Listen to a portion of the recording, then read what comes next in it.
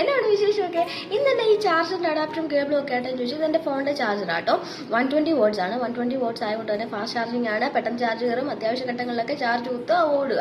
ഇപ്പം മിക്കവർക്കും fast ചാർജിങ്ങും wireless ചാർജിങ്ങും ഒക്കെ ഉള്ള ഒരു കാലഘട്ടത്തിലാണ് നമ്മൾ ജീവിക്കുന്നത് ഗൈസ്. അപ്പോൾ ഈ ഫോൺ ഉണ്ടാക്കിയ ഉടമയ്ക്ക് അറിയാം എത്രമാത്രം ചാർജ് അല്ലെങ്കിൽ എത്രമാത്രം പവർ ഇതിന് കൊടുത്താൽ ഇതിന് അഫോർഡ് ചെയ്യാമെന്നും അതിനുള്ള സാധന സാമഗ്രികളൊക്കെ ഈ ഫോണിനകത്ത് ഉണ്ടാക്കി സൃഷ്ടിച്ച് വെച്ചിട്ടാണല്ലോ നമുക്ക് ഈ ഫോണൊക്കെ തരുന്നത്. അത് മാത്രമല്ല, എന്ത് ഇലക്ട്രോണിക് എക്യുപ്മെന്റ്സ് നമ്മൾ മേടിച്ചാലും അതിനുള്ളൊരു യൂസർ മാനുവൽ, എത്രമാത്രം പവർ കൊടുക്കണം, അതെങ്ങനെ ഉപയോഗിക്കണം എന്നൊക്കെ നല്ലൊരു യൂസർ മാനുവലും കൂടെ നമുക്ക് തരാറുണ്ട്.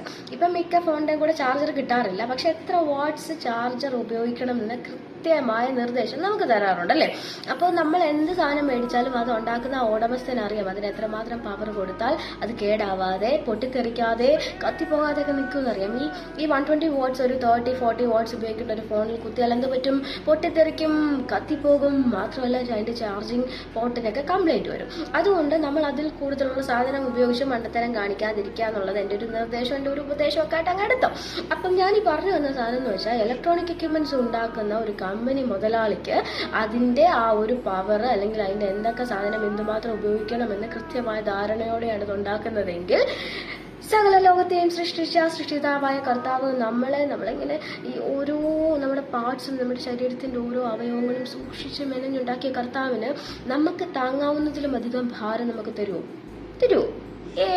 കർത്താവിനറിയാം നമുക്ക് അതിൽ കൂടുതൽ പവർ തന്നു കഴിഞ്ഞാൽ നമ്മൾ പൊട്ടിത്തെറിക്കും, കത്തിപ്പോവും, ഇല്ലാതാവും എന്നൊക്കെ കർത്താവിന് നല്ല ധാരണ ഉള്ളതുകൊണ്ട് തന്നെ നമുക്ക് താങ്ങാവുന്നതിലും അധികം ഭാരമൊന്നും കർത്താവ് തരത്തില്ല കേട്ടോ. എനിക്ക് ഓവർ പവർ തന്നെ എന്നെ പൊട്ടിത്തെറിപ്പിക്കുവാണോ കർത്താവ് എന്നൊന്നും ഓർത്ത് സങ്കടപ്പെട്ട് കരയൊന്നും, എൻ്റെ പൊന്നു കർത്താവ് നീ എന്നെ ഇങ്ങനെ ഉപേക്ഷിച്ചത് എന്തിനാന്നൊക്കെ ഓർത്ത് സങ്കടപ്പെട്ട് കരയൊന്നും വേണ്ട. നമുക്ക് സഹിക്കാവുന്നതിലും അധികം ഒന്നും നമ്മുടെ കർത്താവ് നമുക്ക് തരത്തില്ല, ഇനിയോട്ട് തരത്തുമില്ല കേട്ടോ. ഇത്രത്തോളം തന്നിട്ടുമില്ല, ഇനിയോട്ട് തരത്തുമില്ല. കർത്താവിന് നമ്മളെ കുറിച്ച് നല്ല ധാരണയുണ്ട്. അതുകൊണ്ട് എൻ്റെ പ്രിയ സുഹൃത്തുക്കളെ, നിങ്ങൾ ആരെങ്കിലും വിഷമിച്ച് കർത്താവിനോട് ഇങ്ങനെ പിറുപിറുക്കുക, കർത്താവ് എനിക്കിത് താങ്ങാവുന്നതിലും അധികമാണെന്നൊക്കെ പറഞ്ഞാൽ അത് മണ്ടത്തരമാട്ടോ. അങ്ങനെയൊന്നുമല്ല, നിങ്ങൾക്ക് താങ്ങാവുന്നതേ കർത്താവ് നിങ്ങൾക്ക് തന്നിട്ടുള്ളൂ.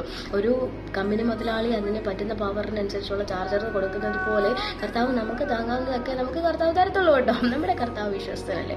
അതുകൊണ്ട് ഭാരപ്പെടുന്ന എൻ്റെ പ്രിയ സുഹൃത്തിനോട് ഞാൻ പറയാം, സങ്കടപ്പെടേണ്ട. നിങ്ങളുടെ ലൈഫിൽ നിങ്ങൾക്ക് താങ്ങാവുന്ന വിഷമങ്ങളും പ്രതികൂലങ്ങളും ഒക്കെ ലൈഫിൽ വന്നിട്ടുള്ളൂ. അതൊക്കെ മാറുകയും ചെയ്യും കേട്ടോ. അതൊന്നും അങ്ങനെ നിലനിൽക്കത്തൊന്നുമില്ല. നമ്മൾ ഈ മണ്ടത്തരം കാണിക്കുന്ന പോലെ ഓവർ പവർ കൊടുത്ത് ഫോൺ പൊട്ടിത്തെറിപ്പിക്കുന്ന ഒരു കർത്താവല്ല നമ്മുടെ കർത്താവ്. നമുക്ക് താങ്ങാവുന്നത് തന്ന് നമ്മളെ മുന്നോട്ട് നയിക്കുന്ന, നന്നായിട്ട് ചാർജ് ചെയ്ത് നിർത്തുന്ന ഒരു കർത്താവാണ് നമ്മുടെ കൂട്ടുള്ളത്.